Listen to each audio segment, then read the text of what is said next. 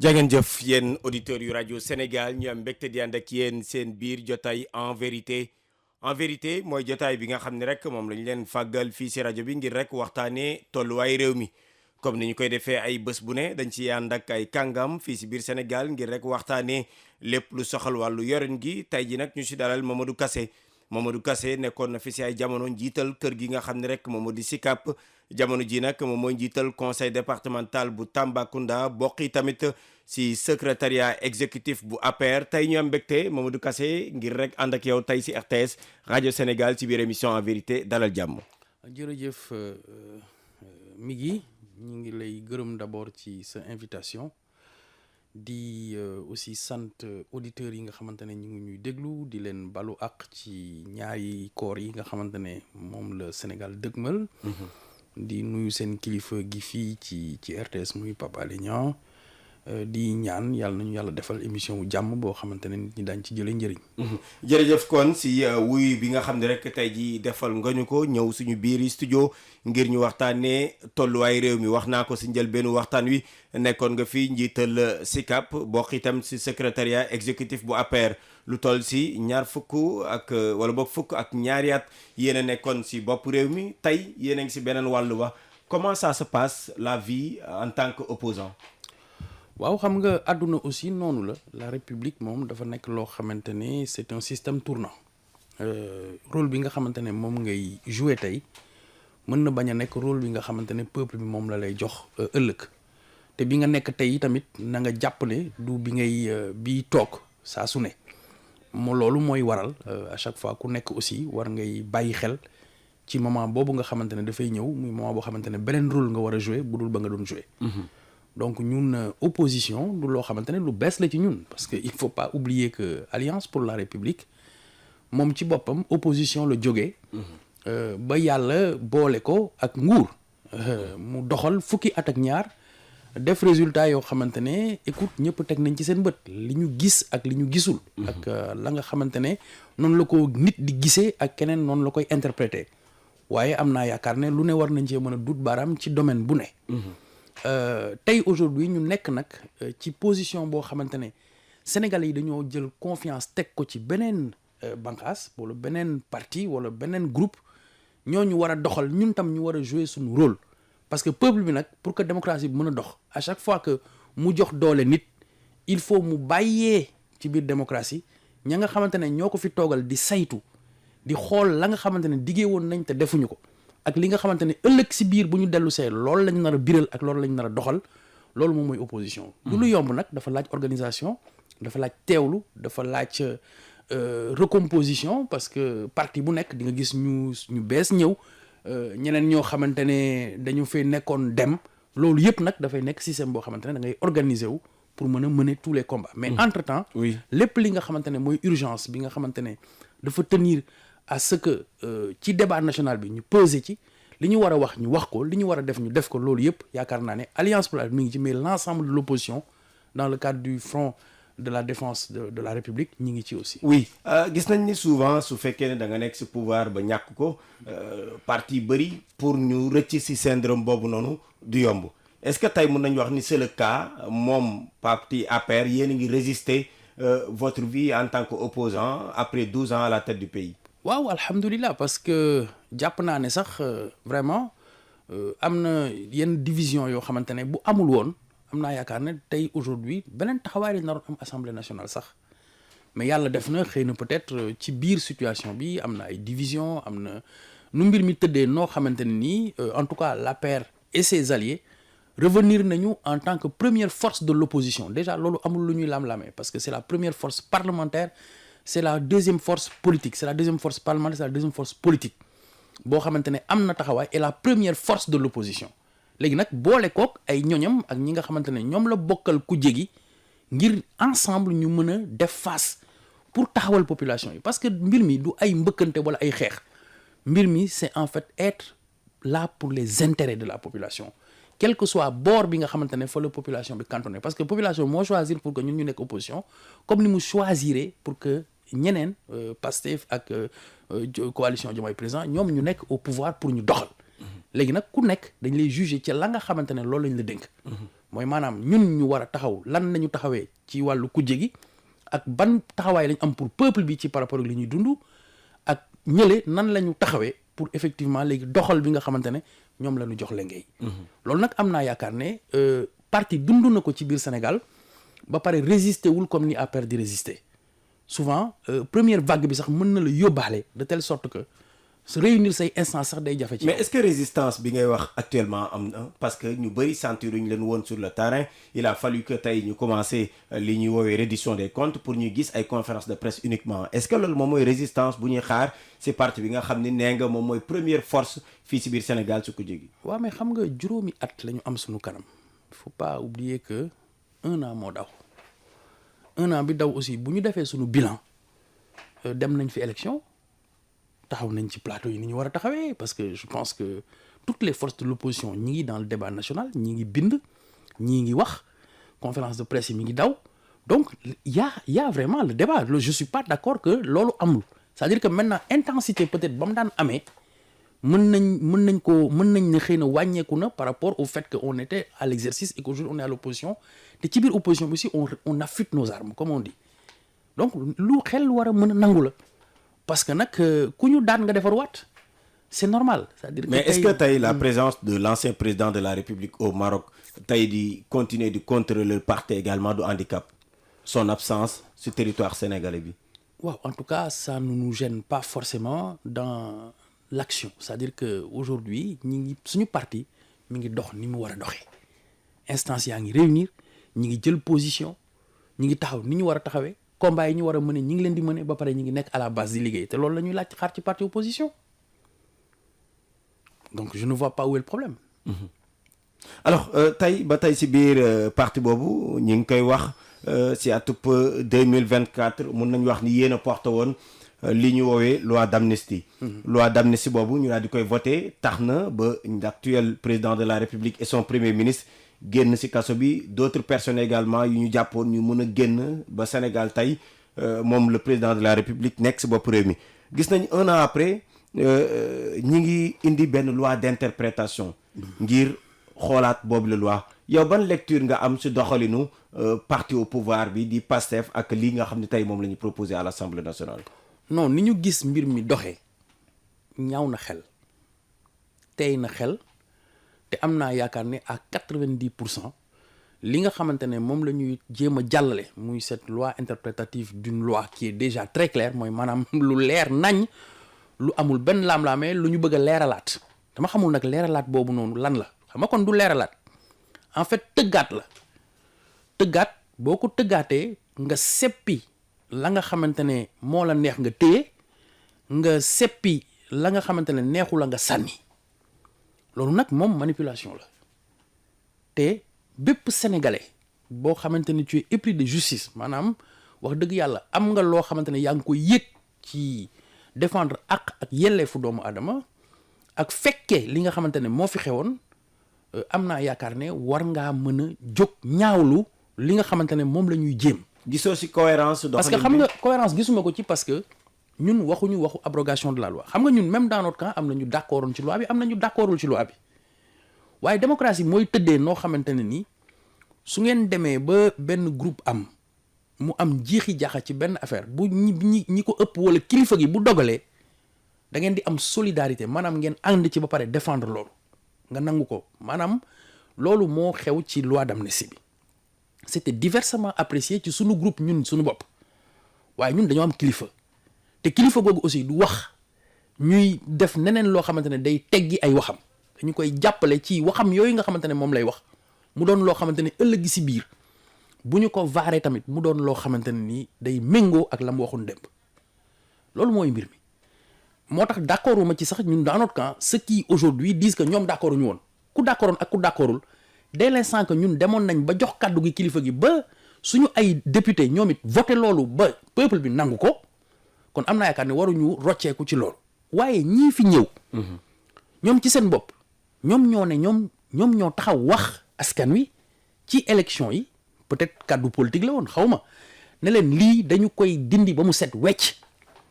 mais yàlla may na leen doole gu ñu ko dindee parce que tey ñooy contrôler assemblée nationale ba lu ñu bëgg a tëgg ko en tout cas immunité bu ñu bëgg a yëkkati ñu ngi ko yëkkati loi bu ñu bëgg a jàllale ñu ngi koy jàllale donc du incapacité du maanaam ñàkk pexe gu ñu am pexe baa ngi fi. c'est quoi alors. léegi ñoom li leen gën a yombalal mbir mi sax seen beneen collègue Thierno Alassane Sall moo porté affaire bi moom ci boppam ci droit yi ko yàlla may parce que projet de loi dafay mën a jóge ci gouvernement ñëw assemblée nationale député yi étudier ko proposition de loi day mën a juddee tamit ca biir assemblée nationale député porté ko noonu la ko Thierno Alassane porté pour ne nañu abroger loi bi waaw kon kay la ñu war a waxtaanee ñoom ñu dem ci seen bureau assemblée nationale teggi loolu ne dëppoowul ak yoon waaye nun danañu xool neneen nu ñu koy waaye dañ koy tëggaat waaye lu ñuy xam nga ñoom dañ ne woon dañ koy dog mu jeex lu ñuy dog ak lu ñuy tëggaat moom ci diggante bi boo waxee dog ne tëggaat am naa yaakaar ne foofa la nga waxoon méngoowul ak la nga wax. lan moo waral sa gis-gis doxalin bi nu mel. mais c'est parce que ñoom ci seen biir xëy na bu ñu xam nga loi d'amnistie bi kan la arrangé yow yaa ko wax sànq bi ngay introduire da nga ne ba ñu voté loi d'amnistie bi ñu bëri dañoo génn kaso te ñoom ci seen bopp tey ñoom ñooy wax ne que kaso nit mënu faa yóbbu sa bopp mën nañ laa tuumaal tuuma bi bañ a doon tuuma waaye faaw ñu tuumaal la pour mën laa yóbbu mënuñu laa fekk fii mi ngi Maram Ndiaye tey ne la yóbbu nañ la kaso te fekk ne que teguñu la benn tuuma boo xamante ne war naa mën tax ñu téye la téye négandiku wala bu ñu la téyewul tegal ñu àtte la définitivement ñu téye la ñaar yooyu moo mën a am loolu mooy tax ñu mën a garde nit à vue ba jàllale ko donc ku ñu fi jàllale woon rek am na lu ñu tegoon ci yow tuuma nit ñi dañu ne woon nag xëy na peut-être c'était pour des raisons politiques noonu lañ ko egg mais qu'à cela ne tienne ba ñu demee ba nga xamante ne bëgg nañu jàmmi réew mi mag ñi jóg dox nit ñi wax conscience yi wàcc ñu jàpp ne xëy na loolu ñu mën a fàtte période boobu noonu def ko fu ñu ko dëxëñ teg ko fàtte ko ngir intérêt Sénégal ñu mën cee jublu booba gis naa ñu ci d'accordul woon waaye kenn newul déedéet am na sax ñoo xamante ne dañoo bankoon sax seen loxo maanaam dañu ne ñoom dañoo abstenir waaye bëriwul woon ñoo xamante ne neew ñu d'accorduñu parce que ku d'accord da nga naan d'accord boo abstenir c'est parce que am na lenn looy bañ mu yàqu ca loolu la ñu amee ñi am ñu nga xamante ne dañoo waroon bokk génn loolu déterminant ci seen élection ñoom waaw nga ñëw tey ne léegi il faut ñu xoolaat ko pour que ñi nga xamante ne dañoo rey te mu am une maanaam gis-gisu politique la woon ñu mën a leen seppi ak ñi nga xamante ne ñeneen la moom maanaam man loolu sama xel mënu ko nangu. mbir mi question boobu posé woon nañ ko maître Aïssata Tall Sall ba mu ñëwee pour défendre loi bi laajoon nañ ko ndax crime de sang yi si la bokk wala déet looloo tax sànq ma naan la est-ce que amul cohérence seen doxalin tey. gis nga loolu plénière bi xëy na dana ko wax man daal sama xel ñaaw na lool ci ni nga xamante noonu la ñu doxalee parce que diggante damay dagg ba mu jeex damay buddi sànni. ak damay taaye defaraat ngir mu rafet. loolu ñaari kaddu yooyu bokkul. te kilifa gi li mu waxoon ci assemblée ci DPGM dafa ne lii ñun ñoo ko bëgg ñoo bëggoon la wax bëggatuñ moom sax loolu mooy kàddoom dafa ne ñoo bëggoon bëggatuñ dañu koy dindi ba mu set wecc bu ko defee man mii sax mën nañ maa loolu noonu la ko traduire woon loolu koy dafa leer waaye dëppoowul tey ak ki nga xamante ne mooy proposition bi l'honorable député Amadou Ba def ñu ne dañuy tëggaat mbir mi dañ koy xoolaat maanaam taayee ko ba mu rafet. xool li nga xamante ne moo ñu ci neexul ñu dindi li ñu ci bëgg a garder ñu garder loolu moom jàpp naa ne xam nga mbir mi lan la woon àndandoo naan wala àndandoo tuur waaye jamono bii ñi ngi bëgg a tànn ceeb te bu boobaa mën nga koo yéey nag dara daj ci loo xamante ne nii xaaroo ko woon te am naa yaakaar ne Sénégal du dëkk boo xamante ne da ngay xëy rek di def noonu te du am conséquence plus tard mën na bañ a nekk léegi. mais mën na doon plus mais conséquence bi également mënul doon si yéen ñu ñu dénkoon fii réew mi xalaatoo ni lii directement si yéen lay jëm. gëwuma ko je ne vois pas en quoi franchement gisuma ko. li fi xewoon ay doomu aadama yu ñàkk seen i bakkan am na ay décisions yu daan tukkee certainement ak fu mu mënta jógee est-ce que xalaatoo ni yéen tey jii yéen la mbir mi visé wala déet. gisuma en quoi nañu mën a visé parce que sincèrement dañu nekkoon ci dëkk boo xamante ne yëngu na. yëngu boo xamante ne gis nañ ni mu demee. yàq bi bëri woon na force de défense et de sécurité yi di def seen liggéey parce que loolu mooy seen liggéey mooy maintenir l'ordre ba pare assurer la sécurité des gens parce que bu fekkee ne dañu war a xool ñiy manifester dañu war a xool ñi manifester wul ak ña nga xamante ne impactu manifestation yooyu ci seen quotidien ci seen dundu wala ci seen activité économique c'est important te loolu aussi mooy la responsabilité d'un État maintenant nag xëy na peut-être plénière ba dinañ ñu mën a wax lan mooy motivation réelle bi mais quand boo xoolee exposé des motifs bi déjà xam nga tey ku ñëw war a leeral affaire bi gën a lëndamaat encore ça pose problème. Alors bonne réponse une loi interprétative. Oui. Elle vient corriger une loi sombre mooy maanaam lu lëndëm nga leeral ko mais li dafa leer ba noppi donc da ngay bëgg wala nga bañ waaye amul lu jàpp ma ne que am na ci lu ñuy leeral xanaa kay am na lu ñuy sempi wala lu ñuy seppi wala lu ñuy def distinction te foofu la affaire bi grave. Parce que l'égale dignité des citoyens devant la loi loolu war na nekk principe boo xamante ne war na mën a wund bépp décision boo xamante ne dafay jël ci wàll boobu surtout wàll boobu nga xam ne góom la bu metti bu xóotoon boo xamante ne la décision de la loi d'amnistie c'était que ñu tëj góom gi. ngir Sénégal mën a jëm kanam. Mais est-ce que jàpp nga ni balaa ñoo mën a tëj góom waruñoo mën a leeral également parce que ñu bëri dañuy wax paix réconciliation mais day fekk yoon am ba noppi non. mais kon nañ abroger loi bi comme ça mu leer ci ñëpp. tey jii loolu mooy sa gis-gis. non dama ne loolu moo gën a cohérent ci ñoom ñi nga xamante ne ñoom ñi ngi dem def loolu la ñu waxoon ñoom loolu la ñu dig peuple bi te ñun aujourd'hui en tant qu'opposition dañu war a préparer suñu proposition pour suba certes muy alternative bu ñu war a préparer pour proposer ko Sénégalais yi heure bu ñu waree dem pour laaj baat mais dafa am beneen rôle boo xamante ne rôle opposition la. moom mooy ñuy xool aussi li nga xamante ne moom la ñu dirigeants yi dig parce que dig nañ ko diguñu ko simplement ñi leen votel parce que bu ñu la xësee ba votel majorité bi moo lay votel mais boo yoree ndombo da nga koy yore pour Sénégal yépp y compris man ak yow. donc dogal boo dogal rek dafay am intérêt ci man ak yow même su fekkee ne voté lu ma la parce que nangul nañ la ne fi mu ne nii yaa yor mbir yi. mais comme ñoom ñoo yor mbir yi léegi voilà côté boobu aussi bu ñu waxee dara loo xamante ne dig la bu ñu dig peuple boobu di leen voté di leen jox doole ñun opposition c'est normal que ñuy mën a xool ne attention am na lu ngeen fi diggee woon de defagu leen ko mais abrogation loi bi. d'amnistie bi diggé la boo xamante ne defuñu ko. Alors Mamadou Kassé nekk membre secrétariat exécutif bu APR njiital conseil départemental bu Tambacounda nekkoon fii tam si ay jamono njiital kër gi di SICAP mooy suñu gan tey seen biir émission en vérité si kàddu gi mi ngi Maham Ndiaye. Alors ba tey dañuy des biir assemblée nationale boobule wax nga ko sànq muy lever immunité parlementaire ay député rawatina ñi nga xam ne dañoo àndoon ak yéen si biir parti APR tey gis nañ ni lu mu néew ay ñaari nit yëkkati nañ seen mbalaanu kër laay ñi féete si yéen. Alors doxalin bu nu mel jàpp nga ni c'est normal pour ku nga xam ne dafa dugg si li nga xam ne moom la ñuy woowee reddition des comptes. Bon xam nga ci wàll boobu noonu ñi ma ci gën a xam dara mooy parce que loolu yëpp c'est encadré par la loi parce que képp koo xamante ne defal nañ la mbalaanu kirlaay tëgg nañu aussi yoon boo xamante ne ci lañ ko war a summee mais li tey xel du dindi mbalaanu kirlaay li teyoon xel moom mooy li nga xamante ne à chaque fois day fekk ne ñi ñu tuumaal. Par exemple sur le cas de Farba dafay am un antécédent boo xamante ne dafay mel ne une commande politique te loolu xëy na mooy li nga xamante ne loolu aussi lu tey xel la parce que gis nga république ci sama gis-gisu bopp bokk ak li ma ci jot a xam ak li ma ci jot a pratiquer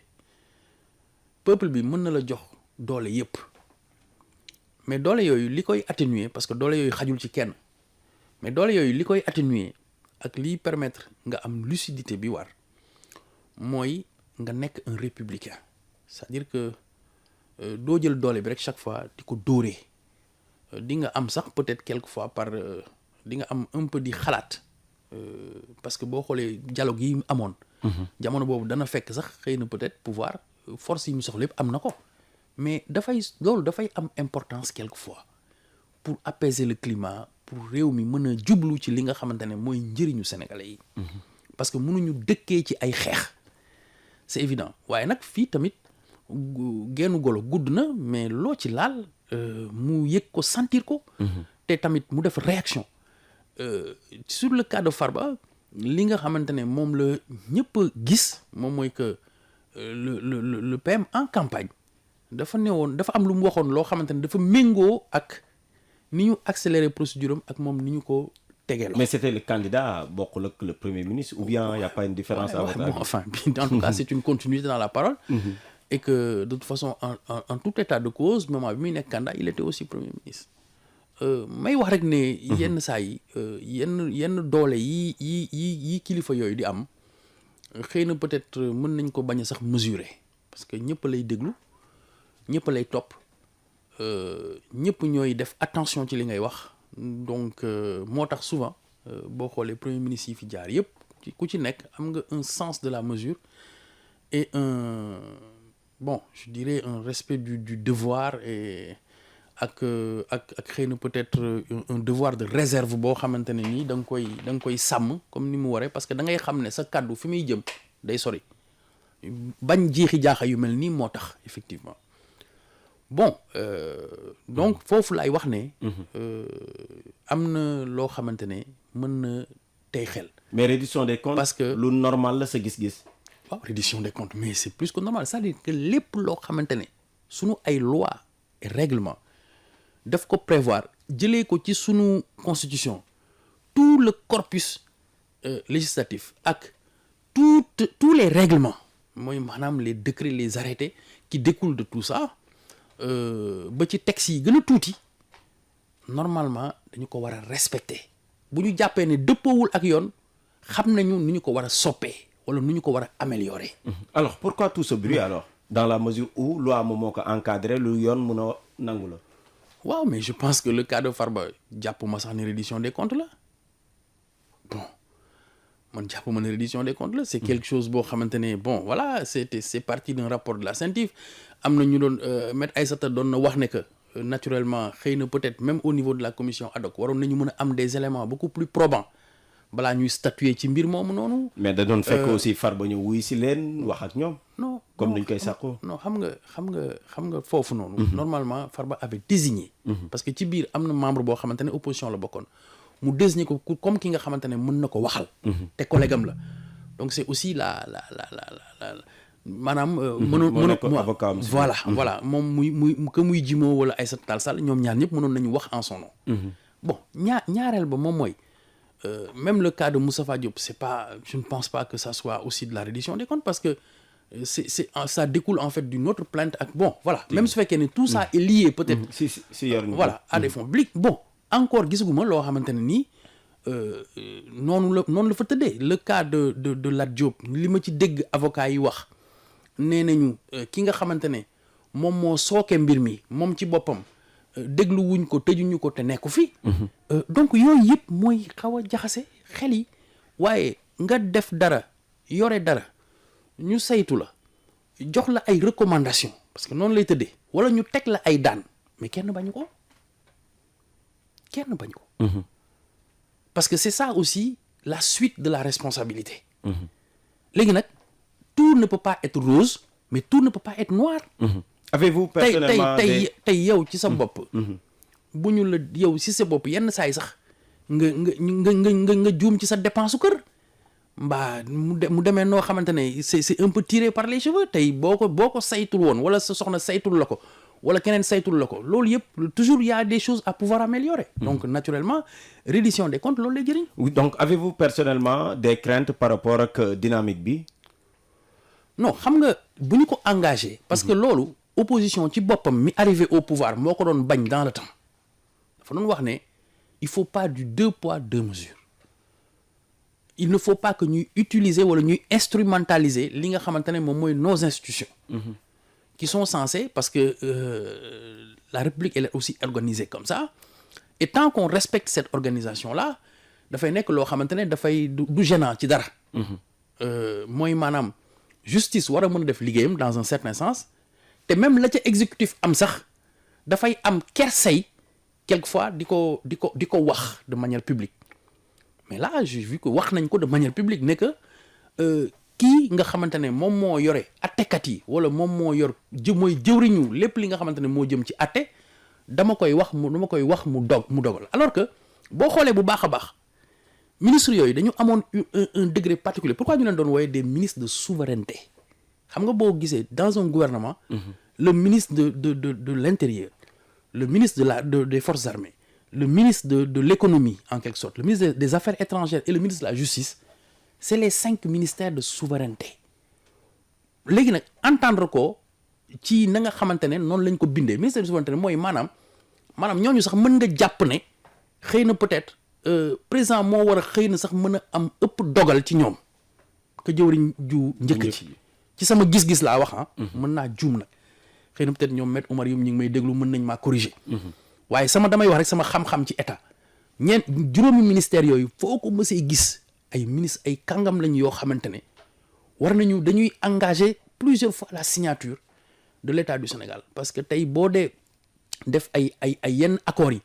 ministre des Affaires étrangères moo koy signé boo dee def yenn ci wàllu koom voilà ci wàllu koom xam nga bu ñuy leb ak yooyu xam nga donc ñooñu dafa am benn genre xeetu indépendance bu ndaw bu ñu leen jox par rapport ak kuréel gi ñuy gérer ak importance bi mu am waaw ñooñu boo leen bëggee réduire juste à des ministres yoo xamante ne waxal ma def wala defal wax naa la defal kooku dafay galvauder en fait finalement aussi li nga xamante ne moom mooy esprit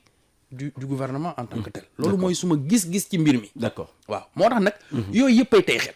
d'accord loolooy tey xel ñu ngi doon waxtaanee reddition des comptes wax naa ko nekkoon nga njiital kër gi di SICAP tey ñi ngi yorinu ñi nga xam ni nekkoon nañ ci biir réew mi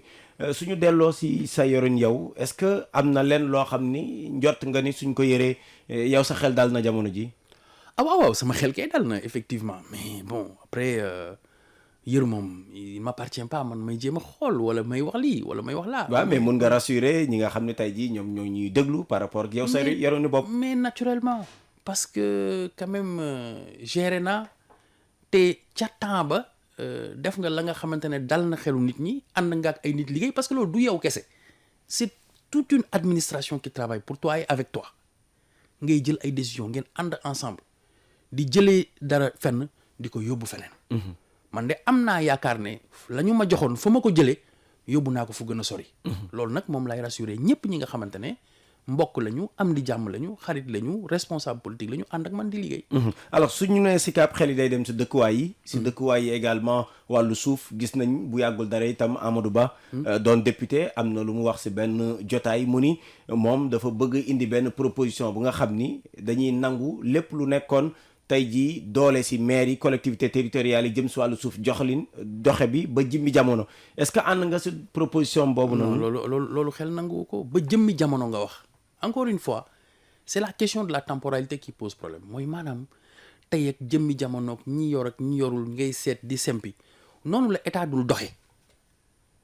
état benn solution boo xamante ne matière yëpp dañoo seey ci seen biir maanaam daa mel ne café Touba gi rek xëy na boo ko tegee la ca des ca café day wàcc waaye café gi moom mënoo fexe ba mu weex day ñuul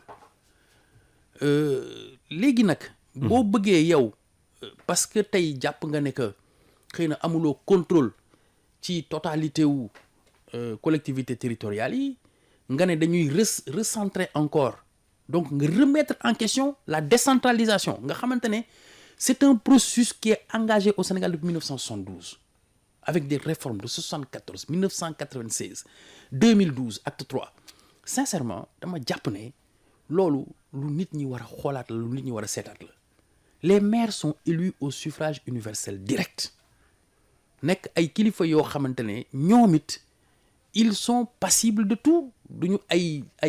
nit yoo xamante ne kenn mënu leen a wax kenn mënu leen a saytu wala kenn mënu leen a tegal. mais nangu nga ni suuf jafe-jafe la si ñu koy yoree même l'ancien président de la république waxoon na ko. d'accord naa loolu moom d'accord naa que ñu parachever la réforme foncière ñu gën ci xóotal parce que am na loo xamante ne président avancé na ci président Macky Sall 2012 quand il y a eu la création de la commission nationale de la réforme foncière. nga xamante ne après professeur Moustapha Sow yoroon na ko professeur docteur Doundo yoroon na ko ñu war a xalaat ci nii nga xamante ne ñoom la ñu war a gérer suuf si parce que dafa am ay mutations yoo xamante ne dafa am ci àdduna bi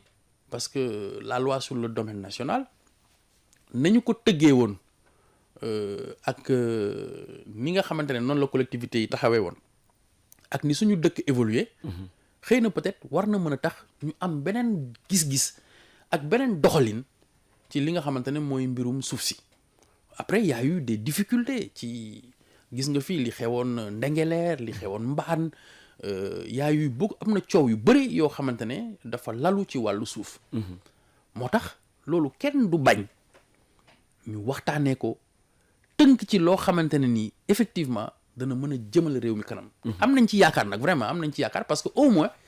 jàpp nañ aussi ne que ñi fi nekk ñoom quand même ay spécialistes lañ ci wàllu suuf parce que ce sont des inspecteurs des impôts et domaines. Donc normalement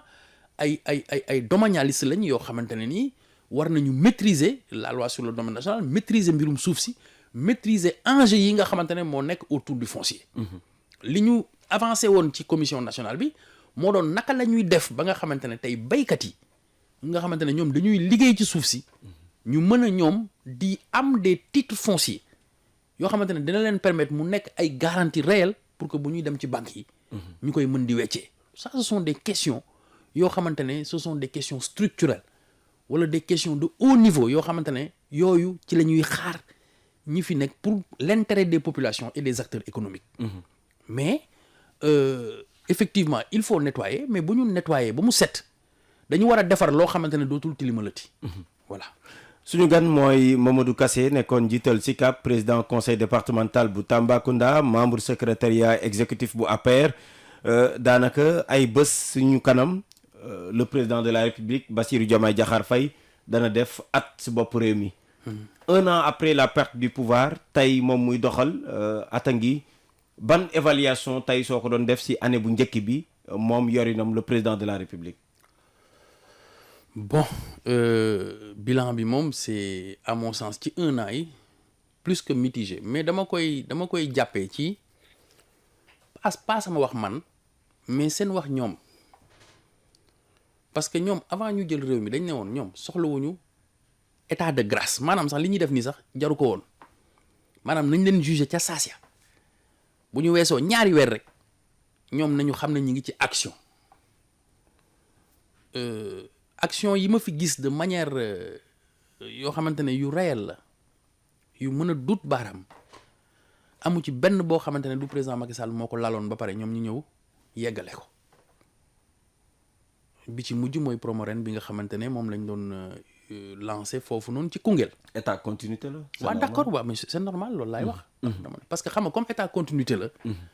bu fekkee ne lu waay defoon lu bon nga wax ko lu waay def lu baax aussi da nga ko war a wax. ci noonu la ñuy nattee continuité mais continuité mënuloo rek yow ki nga xamante ne yow moom nga wuutu lu bon lu mu def nga ne lii moo ma bloqué mais li la avancé loo ne lii moom avancé loo mais dañuy jël loo xamante ne continuité la démarré wul ci ñoom. ñëw ba ci ñoom ñu inauguré ko devant tout le monde rafetlu ko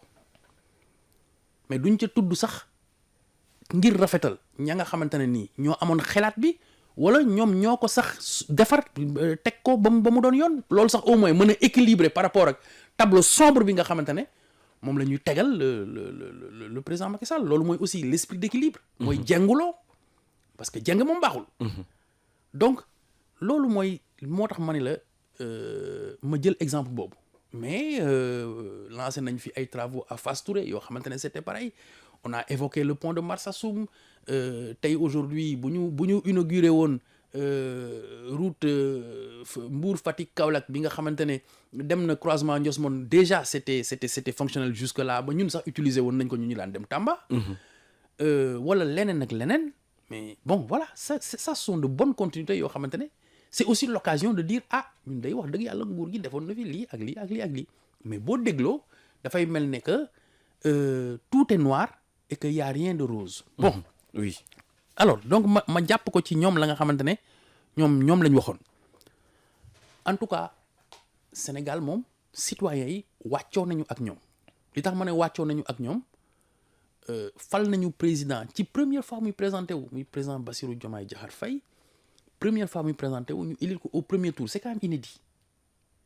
inédit premier tour pour une première présentation deuxièmement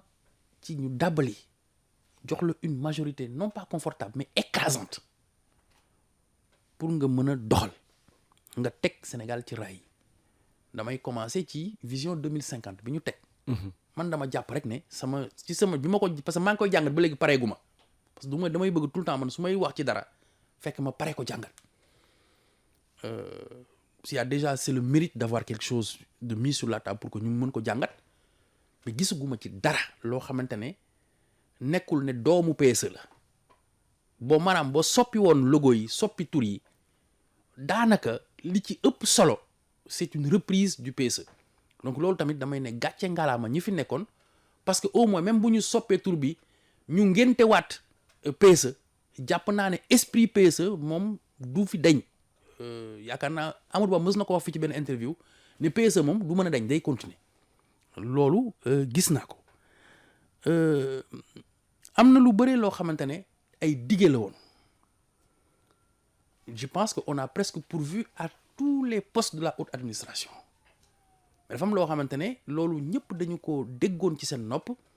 mu tàbbi pour plus de justice et d'équité ñoom dañu newoon ne dañu def ay appel à candidature pour les grands postes yoo xamante ne c'est des postes de direction pour le secteur public et parapublic en tout cas c'est la course au poste mais sans appel à candidature. mais joxe nañu ay directives pour lu nu mel ñu mën ko jëmmal. waaw d'accord parce que 1 an lañ joxoon délai bi. waaw d'accord bon kon on attend de voir parce que man ba ñu koy wax. joxe wu ñu woon délai. si biir programme. waaw parce que booba xamoon nañ ne que les choses allaient se renouveler donc je vois pas pourquoi. non bon enfin bref. peut-être qu'ils ont leur raison et que à ce moment-là ils nous diront mais man je prends toujours au mot c'est-à-dire que lañ waxoon damay jàpp rek lañ wax ñaareel ba. on a entendu également ci promesse de campagne yi promesse yi ca ba ñuy def tëgg seen projet ñoom que ne supprimer caisse noire ak fonds spéciaux moom du woon sax lu ñu doon laam-laamee jàpp naa aussi ne que xajoon na fi ci 1 an yi te amul am na loo xamante ne yàgg nañ ko wax. ñun théorie man d'accord ma ci woon man dama ne woon fi ñu toll mënoon nañu président mënoon na nekk encore membre du conseil supérieur de la magistrature jusqu'à ce que ñu am des choses yoo xamante ne dañu permettre ñu am ay garde-fous après mu génn ñu am une justice indépendante ñoom dañ ne woon immédiatement il faut que le président génn du conseil supérieur de la magistrature c'est pas le cas. est-ce que du assise moo ko fa téye. non résultat assise yi. non man je suis factuel. je parle de fait. bii. waaw maanaam daal assise moo ko fa téye ay est-ce que trouvé nañu ñoom ñoo ko waxoon defuñu ko. il avait dit aussi que priorité absolue la criminalisation de l'homosexualité par une loi gisuñu ko donc réduction du train de vie des institutions je crois que premier ministre moo taxoon fii parce que à un moment donné président Macky Sall dafa ne woon bon on arrête que par exemple député yi di jënd ay oto yooyu en attendant ñu xool bon on étudie une indemnité et tout ça la ca président El Malick le président de l'Assemblée nationale monsieur Malick Ndiaye lam ca wax bërki démb mi ngi taaje fii c'est aux antipodes de li nga xamante ne moom la notre premier ministre Ousmane Sonko waxoon ci wàllu payoor gi ak les avantages qui s'attachent à la fonction de député. dañu ne woon aussi dañuy renforcer démocratie bi justice bi ak état de droit bi. jot nañ ci waxtaan ci premier pàcc bi. poser aussi les bases d'une souveraineté économique et monétaire foofu aussi gis dafa mel ne débat bi dañ koy xaw a daw am na benn débat boo xamante ne moom nanguwuñ ci dugg mbirum monnaie bi moom dafa mel ne génn nañ ci boobu débat à un moment donné dañ doon lam-lamee ndax Sénégal bëgg na toog CEDEAO ou pas toog CEDEAO parce que y avait des divergences yoo xamante ne amoon na notoire parce que quand même Pastef da nga leen di reconnaître ne que ñoom seen parti am na dinañ jël benn position ñëpp ne ci mais est-ce que dinañ ko def c'est ça encore le problème. Donc on avait dit aussi lutter contre les injustices sociales et ça c'était important parce que ñi porter Pastef en grande partie mais c'est les masses populaires yi nga xamante ne nii mooy ñi doon dund ay coono tey aujourd'hui arrêté nañu bourse familiale bi depuis plusieurs mois bon ñu ne on révise le RNU mais au moins il aurait pu y avoir des situations alternatives par rapport ak ay nit yoo xamante ne quand même dafa amoon ay acquis yu ñu amoon yu important yàgg nañ ci wax mais surtout aujourd'hui la vague de licenciement yi nga xamante ne lu ci bëri ci li ñu jàpp en tout cas ci li ñu amagum ci ay éléments nit ñi duñu ko jox dëppoowul encore ak yoon. amoo leen si part de responsabilité point bu mujj bi ngeen tudd par exemple. mais ban part de responsabilité. mooy recrutement bi nga xam ni jaarul woon yoon loolu lañ leen di joxañ baaraamu tuuma tey. bon moi franchement je ne vois pas parce que su fekkoon ne dañu dindi ay nit Sicap ma mën ci wax. non pas Sicap de manière. ouais, mais bon mais de manière globale ci lépp ci yorin gi lépp. mais général donc xam nga ku nekk aussi da nga koy laaj lam xam lam maîtriser man li ma xam. ak retour yi ma am laa wax c'est-à-dire un CDI mënuñu xëy fragiliser ko comme ça quel que soit par ailleurs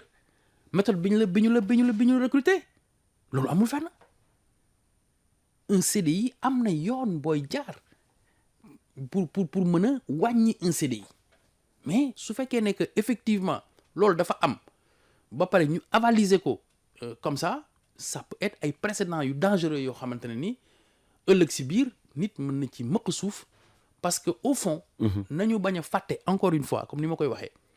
mooy que y a pas un Sénégalais A un Sénégalais A prime et un Sénégalais A second y a les citoyens sénégalais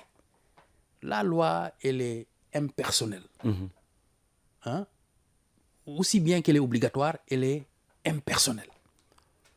donc amul koo xamante ne da nga ko war a seppi xool ne que moom lii nga koy appliquer parce que fii la bokk wala nii lañ ko jëlee c'est un citoyen sénégalais. kon 1 an yi lan lañ ci war a mun a jàpp si tënk bi. waaw xam naa ne daal en tout cas. suñ doon noté wi. waaw bon setal yi nga xamante ne moo doon cleaning day yi nga xamante ne Abdou Karim Fofana initié woon na ko fii président de la République Macky Sall doon ko def. nekkoon na loo xamante ne ñoom commencé woon nañ ko mais dañoo dem sax ba ci biir dafa mel ne affaire bi tilimal la gënoon nuru setal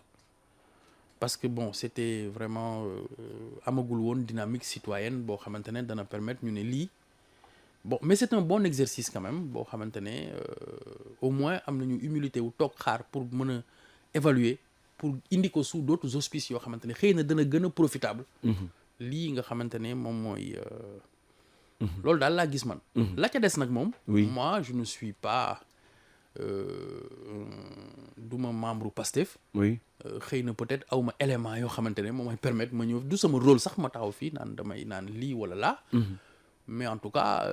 c'est poussif. je dirais parce que la notation du Sénégal elle est dégradée à quasiment tous les niveaux. mën nañu ne que les agrégats macroéconomiques sont quasiment pas du tout au vert mën nañu wax ne que c'est le président lui-même qui dit que nous sommes dans une économie contrainte ou un pays contraint c'est le capitaine du bateau qui le dit que nous naviguons en eau trouble donc en le disant également yéen la ñuy pointer du doigt seen yorin yéen a wàcc réew mi gis nga mi ngi yéen a wàcc nee nañ réew mi si situation boo xam ni gis nga wax dëgg yàlla nee nañ jéggi na dayu gis nga mi dette bi fu mu yóbbu fu mu toll loolu yëpp génn nañ ko si rapport Cour des comptes gis nga mi ngi les Sénégalais ont sanctionné le Benno Bokk Yaakaar ñun dañu amoon candidat il s'appelait Amadou Ba il a été battu au premier tour battu sur la base d'un programme boo xamante ne nii ceux qui sont actuellement au pouvoir ñoo ko proposé les Sénégalais on n'en voit pas la couleur mais y a pas 1000 manières de le dire y a pas 1000 manières de le dire les causes les effets tout ça xam nga lu ñuy xaar ci nguur gi fi ne mooy mu jëlee Sénégal à un point A yóbbu ko à un point B. est-ce que c'est facile pour première année nga def ko ak rapport bii nga fi fekk situation bii mu décrire quelque président que ce soit d'hériter d'un pays Macky Sall bi muy jël dëkk bi 2012 du ci kàddoom kàddu ka ko doon jox moo ko ne jàpp naa ne boo fi defee ñaari weer doo mën a fay salaire yi loolu ça présageait déjà de jafe-jafe yi nga xamante ne nii amoon na ci réew mi. vous n'avez pas rendu le pays ingouvernable comme ni ñu koy waxee. non pas du tout un pays ingouvernable mooy un pays où on paye pas les salaires un pays ingouvernable mooy un pays boo xamante ne boo xëyee état mënul def benn dépense somptuaire. seeni pexe peut-être moo leen siy génne. waaw mais bon écoute nañ ñu wax pexe yi lan la ba ñu xam mais aujourd'hui les gens sont attendus sur le panier de la ménagère prix yi day yéeg rek kuy dem marché xam nga ne prix yi wàccul alors que 2012 ba quasiment 2020 on n'avait même pas connu une inflation déflation la ñu amoon ndax prix yi wàcc. C'est pas le cas aujourd'hui sur le marché tout le monde se plaint ñëpp a ngi joytu boo ci bëggee boole nag nga yóbbu 30 000 pères de famille ou mères de famille tout de suite au chômage si 5 ou 10 personnes se rapportent à ces 30 000 personnes bonjour les dégâts kon nag heure bi waroon na fekk ñu wax ñu ne que 45 projets yi développé Sénégal yii la. 45 projets yi développé Sénégal yii la. wala 17 réformes yi ñu war a def yii la. quarantaine de lois yi ñu war a voté yii la. parce que loolu aussi la ñu waxoon man si je relis en fait les communiqués des conseils des ministres. à un moment donné y a une cohérence hein on a dit que dinañu def dañuy génne benn chapelet de loi boo xamante ne c'est les lois à voter mais ñu tas ko ba ñëpp xam ne loi yii la ñu war a voter c'est pas encore fait en tout cas daal. La situation elle est assez bizarre parce que économiquement comme ni ma ko waxee. Les agrégats ne sont pas ouverts les notes ne sont pas acceptables c'est-à-dire qu'aujourd'hui on va encore continuer à s'endetter parce que le système c'est l'endettement c'est ça qui continue parce que li ñu leb ci at bi su fekkee ne moom rythme boobu la ñu lebee ci juróomi at yi danañ dépasser li fi nit leb yëpp mais dinañ dépasser non seulement li fi nit leb mais service de la dette bi muy créer dana gën a jéggi dayoo la nga xamante ne moo fi ne parce que taux yi ñuy lebee dafa élevé parce que dépendant effectivement de notes yi nga xamante ne moom ngay am pour que ci biir marché bi ñu ne temps sa sûreté lii la.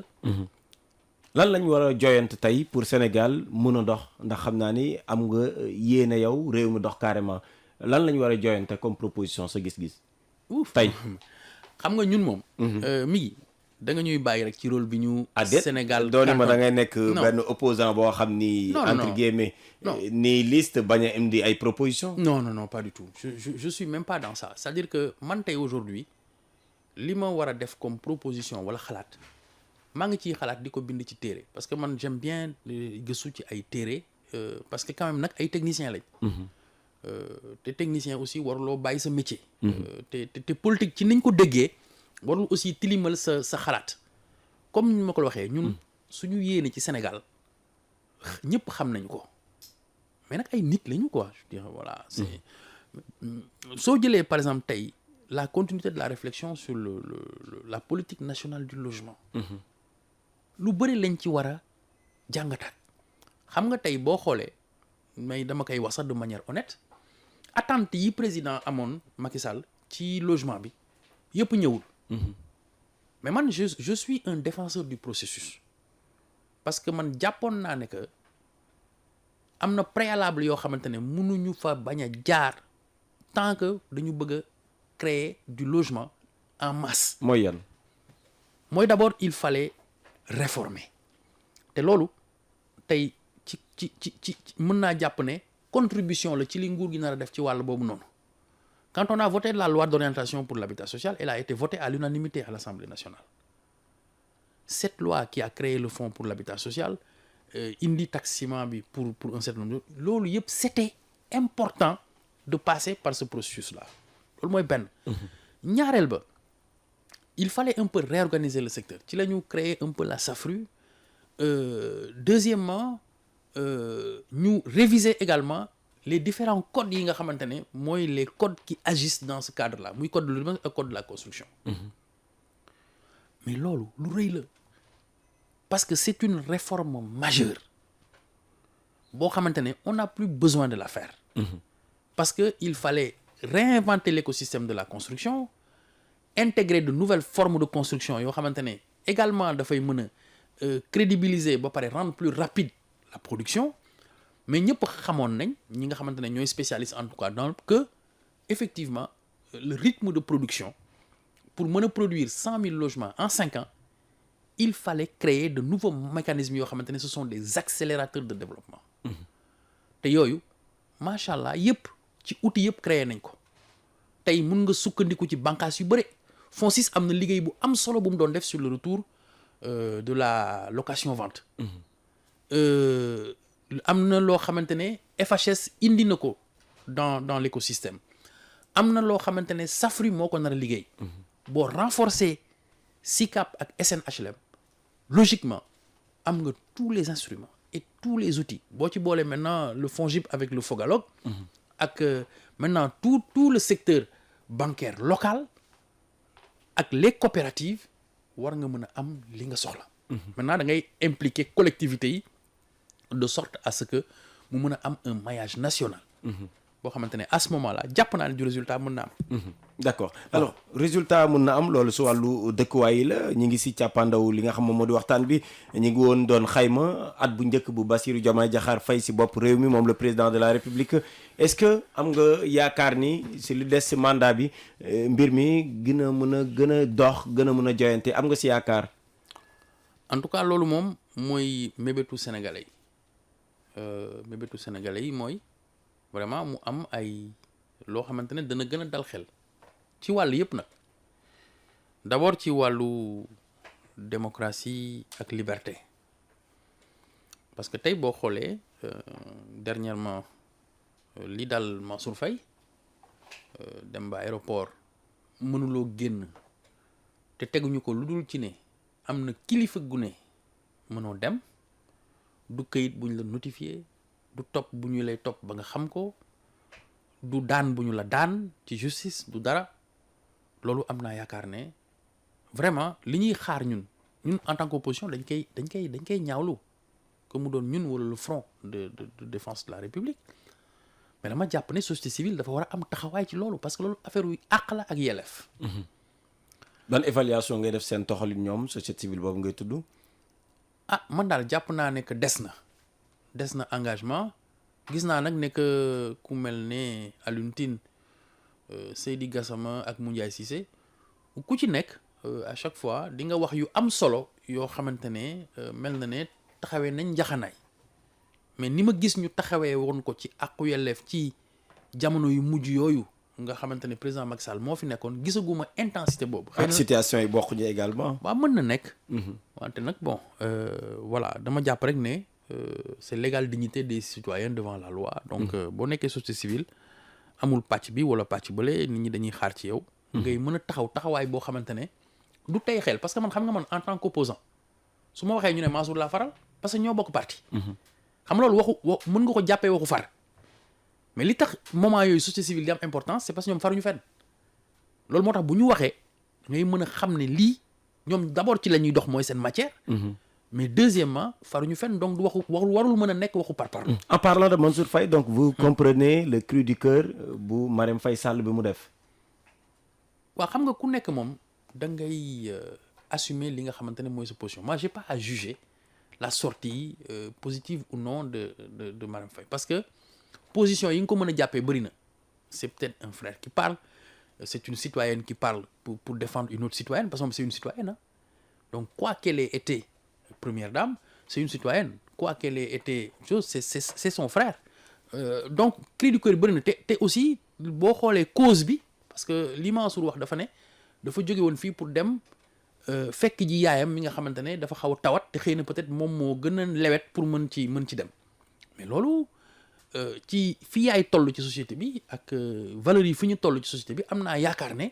loolu xëy na war naa mën a tax nit génn bon léegi nag les formes ak yooyu ça moi je porte pas de jugement là-dessus. souvent nit ñi lu ñu leen di waxal mooy tey jii lii ngeen di kaas moom ngeen doon dundaloo ñenn si askan wi. kan lañ ko dundaloo man de fekkewu ma ko ñu dundaloo nga ñëw ba aéroport ñu ne la doo dem te fekk amul benn daan bu taxaw ci sa mais bu dul aéroport sax am na ñoo xam ne seen kër sax mënuñu ko woon génn c'est le cas d'Ousmane Sonko.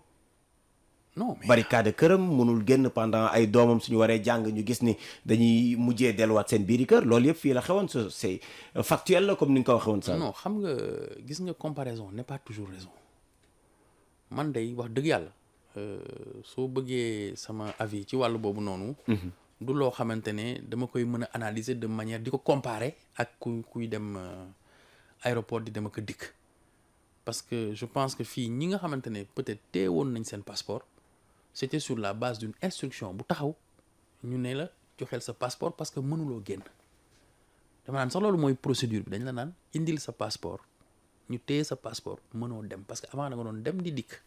le rapport de la Cour des comptes les annonces du garde des Sceaux suffisant wul pour ñu mën a non damay laajte xam nga annonce ak décision bokkul ay annonce moom taxu ñoo wax nit dafa am àqam ak yelleefam àq boobu ak yelleef boobu noonu su fekkee ne loo koy daan la da nga ko koy notifier même buñ la attee ba ñu pare sax dañuy defar une grosse boo xamante ne nii ci biir grosse boobu ci la liñ lay daan lépp ak ni mbir mi yëpp demee ñu ne la atte nañ ko au nom du peuple daal di koy def ay sceau teg ko jox ko greffier mu bind mais man tey boo mu bëggee comparer Mansour Faye dem aéroport Mansour Faye diri valisam dem ne day seet yaayam en quoi ça trouble l'ordre public dañuy peut-être mun nañoo njort ni du ñëwaat am na ay dossiers yu ñu ko war a mun a toppee waaw mais au moins respecter àqam ak yelleefam c'est le plus important parce que Mansour bu fekkoon ne que nit daf ko bind ne ko monsieur le ministre mënoo génn territoire bi gëw ma ne dana dem aéroport loolu man ci principe bu simple lay wax d'accord d'accord alors Mamadou Kassé ñu ngi si càppandaw li nga xam ne rek moom moo di waxtaan bi tey lan mooy ëllëg bi si wàllu politique tey jii si wàllu doxalin bi lan moo say ambition dëgg-dëgg waaw bon xam nga ñun dañu nekk dans un parti et dans un parti qui est organisé bon c'est vrai que nag c'est un parti qui arrive encore fraîchement dans l'opposition mu nekk un parti en recomposition ñu nekk di ci liggéey ba pare boole ci nag aussi ñu am une base politique sur Tambacounda ma leen di nuyu au passage ba pare di rassurer que moi mes activités politiques continuent c'est-à-dire que mooy information à la base échanger avec les responsables mais aussi doxal mandat bi nga xamante ne moom la ma population wu Tamba yi dénk jusqu'à son terme yàlla xam kañ lay jeex bis bu jeexee ñu xam ne foofu la yem léegi nag la ca des ci biir suñu parti ak ci biir opposition bi parce que maintenant moi je ne raisonne plus en termes de parti APR seulement c'est vrai que l'APR est le parti leader au niveau de l'opposition kooku kenn contesté wu ko waaye maintenant APR wala Amadou Ba tey suñ doon xool leader de l'opposition kan lañ ko war a jox tey fii si Sénégal non yow xam nga ne boo waroon atte di nga xam ne que adet présidentielle am na ñu mus a wax ni présidentielle la ñu war a tënku ñii di élection député ma ne xam nga tey boo demee candidature Amadou Ba APR moo ko porté woon Benno Bokk Yaakaar waaw Benno Bokk Yaakaar donc avec l'APR comme leader ñu dem élection législative ñu dàbbali kon nag boo waree atte di nga xam kan mooy patron de l'opposition ci sama yaakaar jërëjëf Mamadou Kassé yow yaa nekkoon tey suñu gan suñu biir émission en vérité ñoo amoon mbégte di ànd ak yow si waxtaan bi merci beaucoup Migui ñi ngi vraiment gërëm auditeurs yi bu baax a baax di aussi baalu ak sénégalais yi vraiment parce que xam nga ak dafa sew te ba pare aussi di ñaan vraiment ñu doxal encore jàmm te surtout ci biir weeru koor bi woote à ce que vraiment ci biir réseau yi teggin lu am solo la loo xamante ne yàqaluñu dara ci suñu réew ñun mais y a une propension ci biir réseau yi utiliser kaddu yu ñaaw waxante yu ñaaw weerante defante yoo xamante ne man pour man je ne me reconnais pas effectivement dans ce Sénégal là. Merci beaucoup c'était Mamadou Kassé nekkoon njiital kër gi di SICAP membre du secrétariat exécutif bu APR président bu conseil départemental bu Tambacounda moom moo nekkoon suñu gan seen biir émission en vérité si kaddu gi mi ngi Maham Ndiaye la woon may jaajëfal baax a baax maam Khalifa Lo mu nekkoon ci technique bi Demba Malick Mbocc moom mool bi lay jotaay ba mu yemb di jaajëfal itam ki nga xam ne rek moom di Ndeye Aram Mbaye ak Pape Malick Ndaw di leen dig daje ay ba si di ñëw si beneen numéro waaye laata loolu xabaar yi day wéy si biir RTS.sn jaa ngeen jëf.